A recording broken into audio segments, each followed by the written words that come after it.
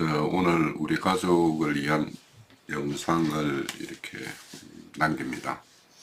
호주에 있는 우리 둘째 혜창이, 우리 셋째 혜진이가 오늘 집으로 내려오지를 못해서 함께하는 집회 시간을 갖지 못하고, 이런 영상을 통해서 우리가 오늘 하나님의 말씀을 나누고 하나님 말씀을 예배하는 그런 시간을 갖고자 합니다.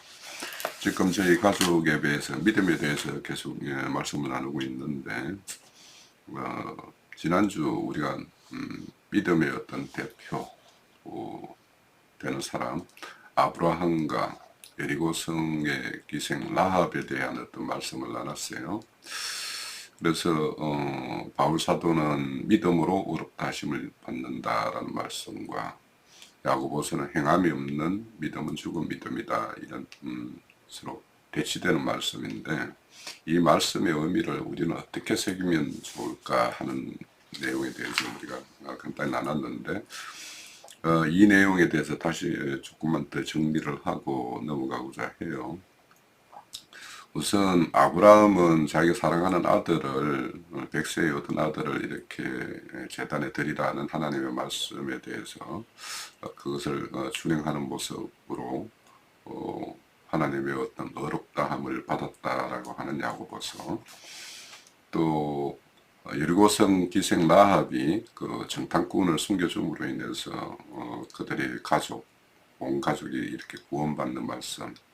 그래서 만약에 여리고성 기생 라합이 그 정탐꾼을 숨겨주지 않았으면 어떻게 되겠는가, 이런 말씀인데, 실질적으로는 아브라함과 기생 라합의 그런 어떤 결정을 이렇게 내릴 수 있는 그런 믿음의 결단이 무엇으로부터 이렇게 발현된 것인가? 결국 하나님께서 그들에게 믿음을 주심으로 그들에게 여러 길로 하나님의 말씀에 대해서 이렇게 목숨을 걸게 하는, 자신의 어떤 목숨을 걸고 행할 수밖에 없는 이런 일들을 하는 그런 결단을 내릴 수 있는 그런 믿음이 하나님의 어떤 여러 방면의 어떤 일하심에 의해서 그들이 그런 결정을 내리는 것까지 이르게 된, 그렇게 믿음의 어떤 그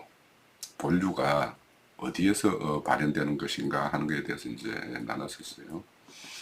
그래서 우리가 사실 생각을 해보면 믿음은 고난의 길을 걷게 해요. 즉 생명을 거는 일을 행하게 한다는 말이죠.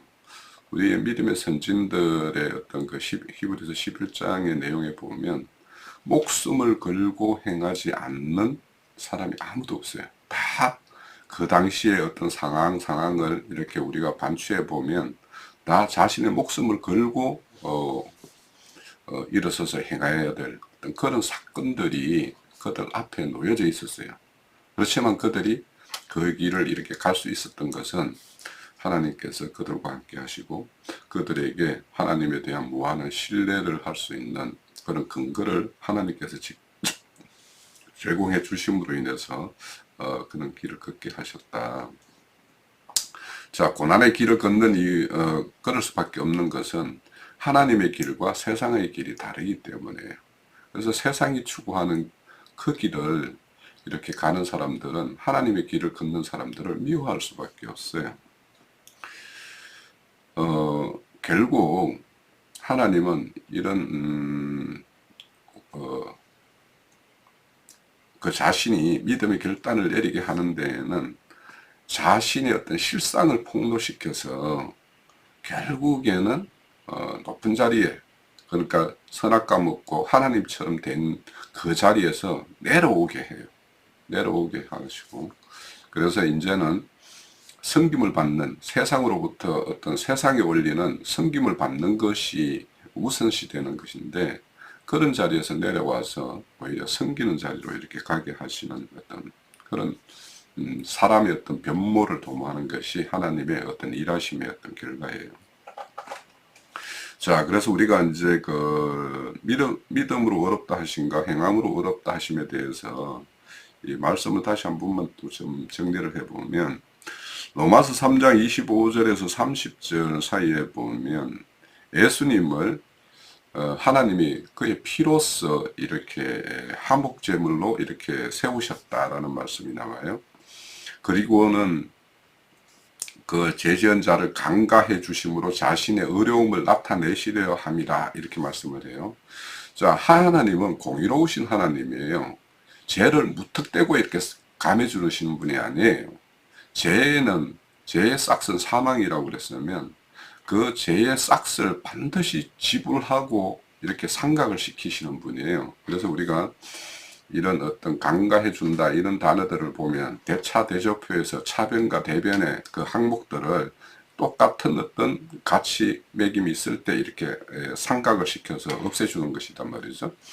그래서 죄인이 반드시 죽어야 되는데 그 죽을 자리에 누구를 세우셨나? 죄 없으신 예수님을 이렇게 세우심으로 인해서 하나님은 공의로운 심판자이심을 드러내셨어요. 그러면 예수님은 죄 없는 자인데 죄인을 대신해서 죽었어요. 그럼 그 예수님이 그 죽음은 또 한편으로는 불의한 재판을 받는 듯한 어떤 느낌이 있잖아요. 그래서 그분을 다시 살리심으로 인해서 더욱 하나님은 공의로우신 분이다라는 것을 이렇게 말씀하고 있는 거예요. 자, 그러면 바울 사도가 이렇게 예수에 대한 어떤 믿음 없는 행함, 이거를 이렇게 말씀하시는 것과 야고보 사도의 어떤 믿음 있는 행위, 이것을 이제 대비시켜 봐야 되는 거예요. 그러니까 바울 사도는 예수에 대한 그런 자신에 대한 어떤 죄의 인식과 그 죄에 대해서 자기가 반드시 죽어야 될 자리에 죽어야 되는데 그 대신해서 죽으신 예수에 대한 그 공로에 대한 어떤 감사와 어떤 믿음이 없다라면 어떻게 그가 이렇게 그 율법적 행위를 이렇게 행한다 하더라도 그것이 율법적 행위는 임시방편적인 것이고 그것을 영원히 실현시킬 것은 예수님이 이 땅에 오셔서 실현시킬 것을 성경은 말씀하고 있는데 계속적으로 임시방편적인 것만 이렇게 붙들고 있으면 어떻게 그 행위를 의롭다 할 수 있겠는가 하는 것이 바울 사도의 어떤 말씀의 중심이라면 이제 야고보 사도는 자기 자신이 어떤 죄인이었고 자기 자신이 죽어야 될 자리에 예수께서 대신 죽으심으로 인해서 죄의 싹을 이렇게 지불하셨다. 그리고 이제는 내가 내 삶의 어떤 주인이 아니라 나는 핏값으로 팔려가 예수의 이제 종된 자다. 그에 속한 자가 되었다. 그러면 이전에는 내가 내 자신의 인생을 책임지고 주권을 가지고 이렇게 행사했던 이 자리에서 이제는 예수의 어떤 종의 자리로 내려와서 이렇게 그분의 어떤 지시와 명령에 따라서 이렇게 행하는 것이 없다라면 어떻게 자신이 과거의 죄인이었으며 자기의 죄가 어떻게 이렇게 강가를 받았고 그래서 다시 이제 살게 된 그 자에 대한 어떤 그런 인식이 있다라고 할 수 있겠는가. 그래서 다시 살았다라면 예수에 의해서 새 생명을 얻었다라면 이제는 이전과는 전혀 다른 삶의 형태를 운영하는 것이 너무도 맞지 않느냐. 그래서 이런 어떤 믿음, 그래서 믿음의 행위를 말하는 것이지 야고보 사도가 율법적 행위를 이렇게 말하는 것이라고 본다라면 우리가 야고보서의 어떤 내용에 대해서 우리가 성령님께서 우리에게 전해주고자 하는 그 말씀의 의도를 다르게 이해하는 것인가. 자, 그래서 우리가 이 야고보서를 이렇게 볼 때와 사도행전에서 예루살렘의 어떤 최고 종교 지도자의 어떤 야고보의 어떤 모습을 좀 나누어서 이렇게 보고 우리에게 이렇게 적용해야지 이 야고보서를 남긴 성령님의 어떤 기록 목적을 우리는 바르게 이해하는 것이 아닌가. 자, 야고보서는 그러니까 결국에는 성령님께서 우리에게 일러주시고자 하는 말씀의 의도는 다시 살게 된 자의 삶이 삶의 형태가 어떠해야 하는가, 즉 생명 주시는 그분, 또 믿음의 주에 온전케 하시는 그분이 너희 안에 함께 거하고 너희의 어떤 생명의 어떤 연합을 이루고 있다라면 그분이 어찌 너희 안에서 활동의 어떤 운동력으로 이렇게 작용해서 너희들에게 믿음의 어떤 행함, 믿음의 행위를 이렇게 산출해내지 않겠는가. 자, 만약에 그런 어떤 믿음의 어떤 행위, 즉 아브라함이 모리아 제단에다가 이삭을 이렇게 드리는 것과 같은 어떤 하나님에 대한 무한한 신뢰에 따르는 어떤 행위, 기생 라합이 자기 생명을 걸고 정탐꾼을 숨겨두고 그가 다시 자기 진영으로 돌아가서 이 여리고성을 이렇게 함락시키는데 기여할 수 있도록 이렇게 도움을 주는 어떤 행위, 이런 것들을 할 수 있겠는가. 그래서 우리가 율법의 행위와, 즉 우리가 교회에서 모여서 종교적 어떤 행위, 이런 것과 이런 믿음에 따른 어떤 생명을 걸고 행하는 어떤 이런 일, 이런 것들은 반드시 구분되어야 되고, 그래서 이런 어떤 야고보서에서 말하는 이런 죽은 어떤 믿음, 그것과 살아있는 믿음, 그러니까 내 안에서 영원히 영생이신 그분이 살아서 이렇게 운동력을 이렇게 제공하는 그 삶을 사는 사람이라면 이런 믿음의 행위가 나올 수밖에 없는 것이다. 그래서 우리가 이 문제를 선후의 문제로 보는 것이 합당할 것 같다. 믿음 없이 행하는 것이 이방인의 행함이라면 누구도 행하는 세상의 어떤 선행이 될 것이지만, 예수의 행함을 구원의 어떤 사건으로 믿고 그 믿음의 바탕하에 행하는 것은 믿음, 그 행위의 주체와 동기와 목적이 하나님을 알기 전과는 전혀 다른 어떤 목적과 동기를 가지고 있다. 자, 첫째로 이 일을 행하는 주체가 달라진다.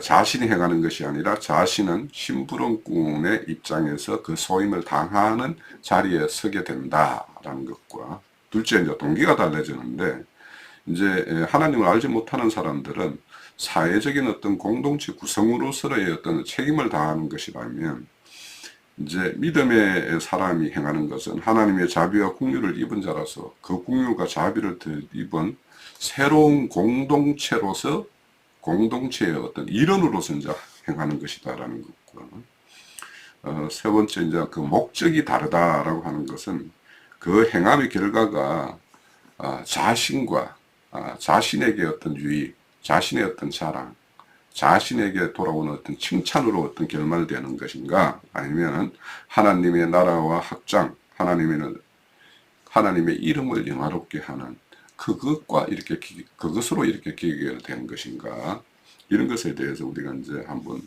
이 내용을 살펴보면 바울 사도의 어떤 말씀의 어떤 취지와 야고보서 사도가 말하는 말씀의 취지를 잘 연결시켜서 우리가 이런 신앙생활을 할 수 있는 그런 어떤 믿음의 소지자가 되어야지, 이것을 어떤 교리적으로 어떤 율법과 복음 뭐 이런 어떤 이분법적 그런 사고도 아니고, 사도들이 말하는 어떤 말씀의 취지는 우리가 잘 이렇게 연결시켜서 우리의 어떤 적용을 한다라면 하나님이 바라시는 참 그리스도인의 어떤 모습, 그것이 이렇게 구현되는 것이 아닌가라는 생각을 합니다.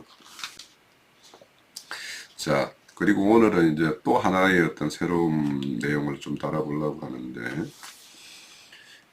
자, 하나님을 믿는 문제와 하나님의 약속을 이렇게 믿는 문제가 약간의 어떤 그 충돌할 때가 있어요. 자, 그 말씀을 우리가 한번 살펴보면, 히브리서 11장 11절에 보면 사라에 대한 어떤 말씀이 있어요.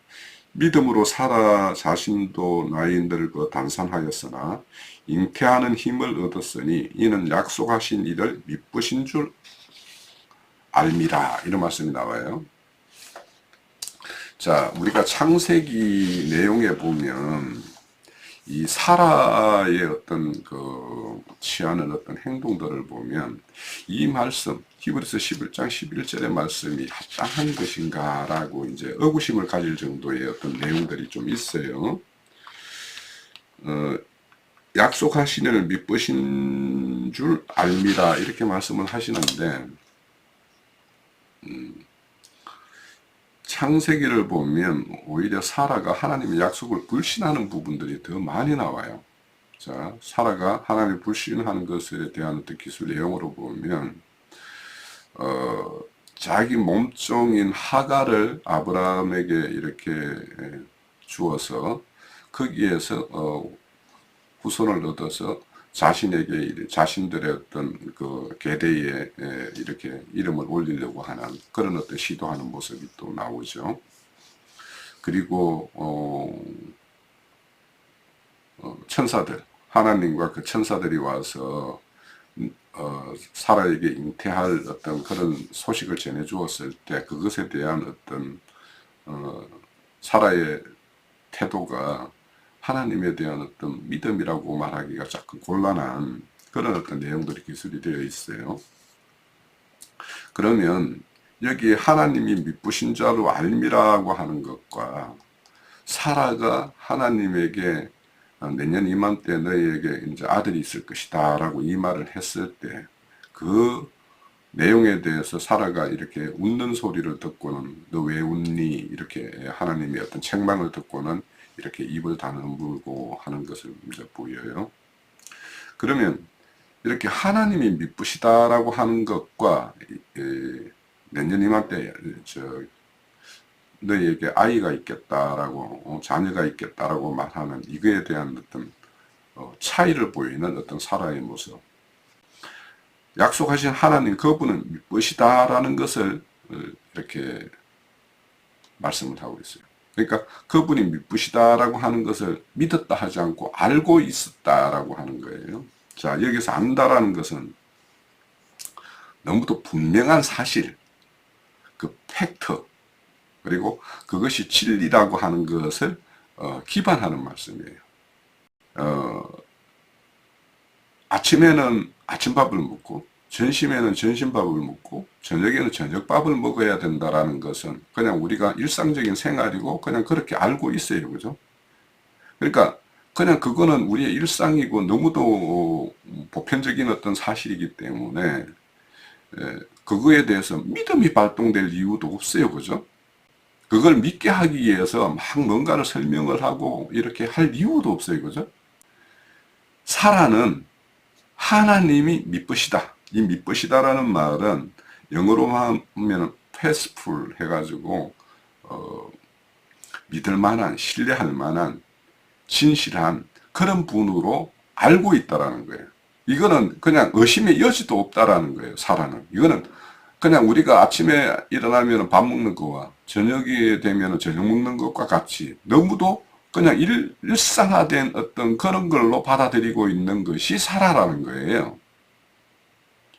자, 그래서 사라가 하나님에 대해서는 이제 이렇게 신뢰하고 믿고 있지만, 자, 75세에 너희에게 후손을 하늘의 뭇별과 같이 많게 해주겠다라는 약속을 받았는데, 이제 그 약속을 받은 지 25년이나 지났는데, 이런 25년 동안 그런 거에 대한 어떤 징조도 없다가 갑자기 너희에게 내년 이맘때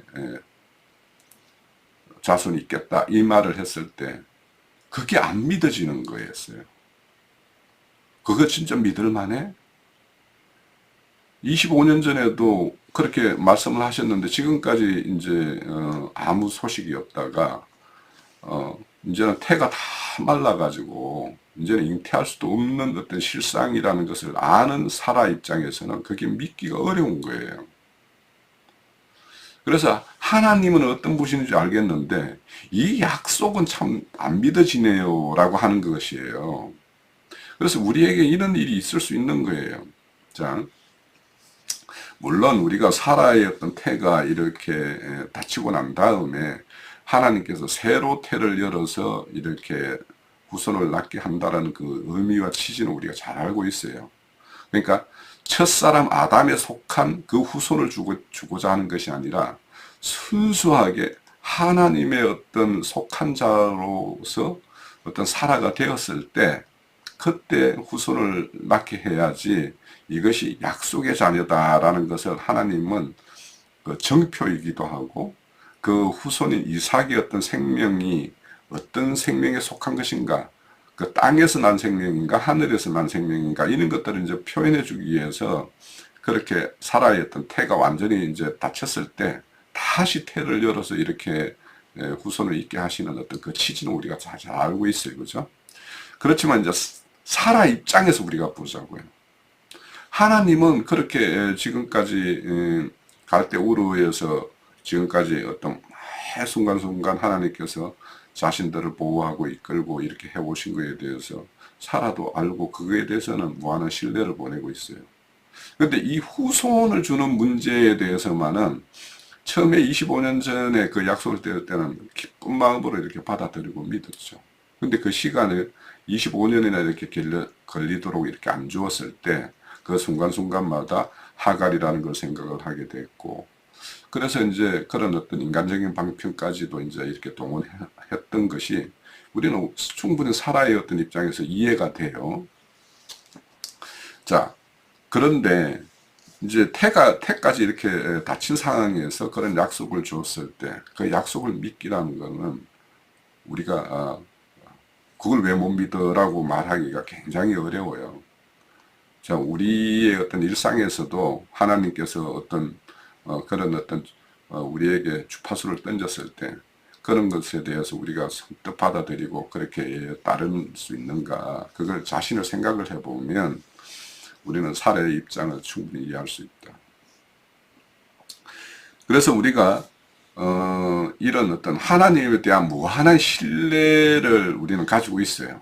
하나님은 어떤 분이다. 그런데 어떤 사안이 내 앞에 딱 벌어졌을 때 그 사안에 대해서 긴가민가 이렇게 할 수 있는 것들이 있을 수 있어요. 그것이 이제 결국에는 하나님의 생각과 인간의 생각의 어떤 차이에서 이제 비롯되는 것인데, 우리가 왜 믿지 못하지라고 이렇게 말할 것이 아니라 우리 스스로도 그런 상황에 놓이게 되면 얼마든지 사라와 같은, 사라보다 더한 그런 일들도 도모하고 그런 판단을 내리고, 또 어떤 약속이 주었을 때 그에 대한 어떤 신뢰를 보내지 못하는 이런 상황이 있을 단 말이에요. 그래서 내 자신이나 내 주변의 어떤 지체들이 어떤 사안에 이렇게 문제로 이렇게 고민하거나 번민하거나 그에 대한 어떤 결정을 내리지 못하고 이렇게 하는 내용들을 보면, 그 지체의 어떤 평소 때 보면 하나님에 대한 무한한 신뢰와 지금 어떤 상황에서 자신에게 일어나는 어떤 사건 사이에 이런 어떤 차이를 보이고 있구나. 그래서 너무도 보편적으로 받아들이는 상황, 그분에 대한 어떤 신뢰와 자기가 당면한 어떤 문제 사이에서 그렇게 다른 어떤 태도를 보이는 것에 대해서 그렇게 너무 한쪽으로 이렇게 판단할 문제는 아니다.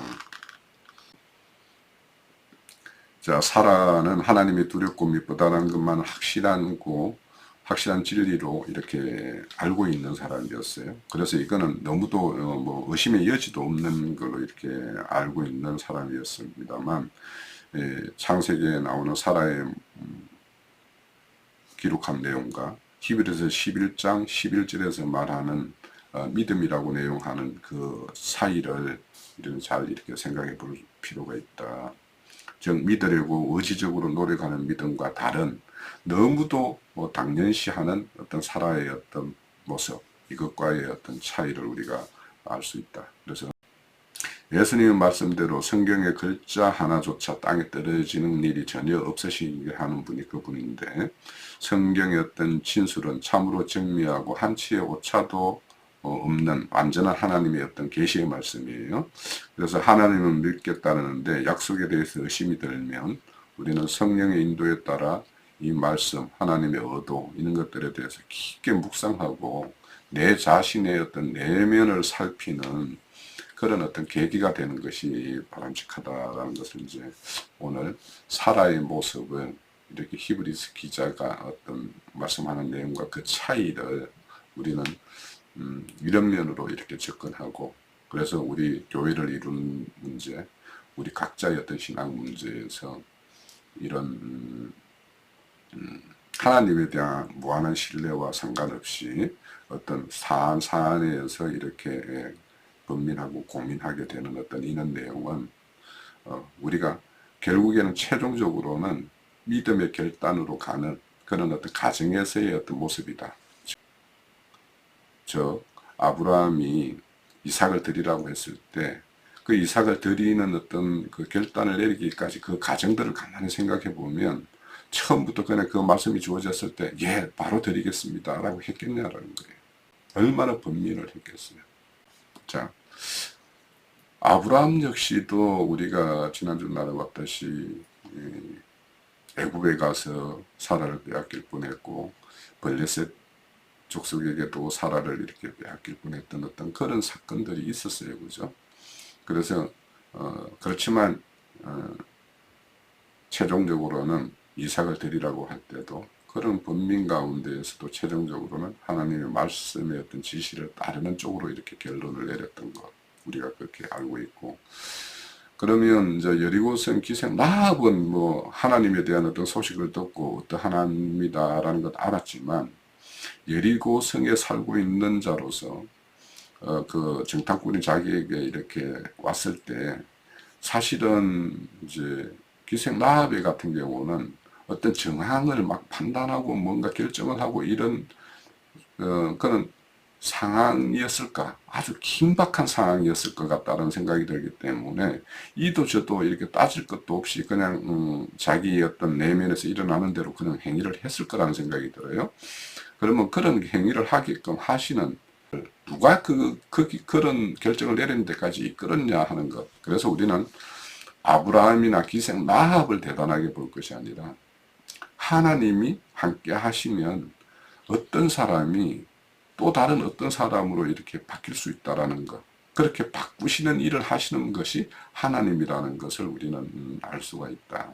내년 이맘때에 너에게 후손이 있겠다라고 하고 그 말씀이 있고 난 이후에 이제 하나님의 어떤 책망을 듣죠. 그 책망을 들었을 때 이제 입을 탁 이렇게 자기 입을 탁 다물면서 취하는 어떤 태도로 보면 자기가 하나님 앞에서 이렇게 불경의 어떤 그런 것을 저질렀다라고 하는 것을 이렇게 자백하는 모습을 보이잖아요. 그러면 그런 모습에서 이제 실질적으로 내년 이맘때 이제 후손이 있게 하기 위해서는 10달간의 잉태기간이 있을 거 아닙니까? 그러면 그 잉태기간 동안에 사라 안에서 일어나는 하나님에 대한 무한한 신뢰나 이런 거는 얼마나 더 강건해지고 굳건해질까 이런 것들을 생각해 보면 하나님의 그 어떤 일하심에 있어서 그 일하심의 어떤 그 결론은 어떠한 결론을 이렇게 이끌게 되는가 이런 거에 대해서 우리가 생각을 해보면 참으로 하나님의 일하심에 대해서는 참 놀랍다. 자, 오늘 이렇게 말씀은 이제 그 지난주의 어떤 내용을 좀 더 보충한다라는 어떤 의미로 이제 말씀을 드렸어요. 그래서 바울 사도의 어떤 믿음으로 어렵다라는 것과 야고보 사도의 어떤 그 행함으로 어렵다라는 것은 어떤 딱 나누어서 볼 것이 아니라 그것을 연장해서 이렇게 보는 것. 그래서 우리의 신앙이 우리가 입으로 믿는다 믿는 것처럼 또 우리가 아무 일이 없을 때는 믿는 것처럼 이렇게 하지만 뭔가 일이 터졌을 때 우리의 어떤 믿음의 실상은 고스란히 드러날 수가 있거든요. 그래서 그는 어떤 믿는다라는 실체가 겉으로 드러날 때 그때 그 어떤 취하는 어떤 행위나 행동이나 이런 것들이 어떠한가에 따라서 내 믿음이 아직도 하나님에 대한 어떤 무한한 신뢰로 나아가는 어떤 초보적인 단계다. 아니면은 청년의 어떤 단계의 어떤 믿음이다. 이제는 내 목숨을 걸고 이렇게 행할 수 있는 그런 어떤 믿음의 단계까지 나아갔구나. 이런 것들은 이제 스스로 이런 어떤 사건을 통해서 이렇게 확인할 수가 있어요.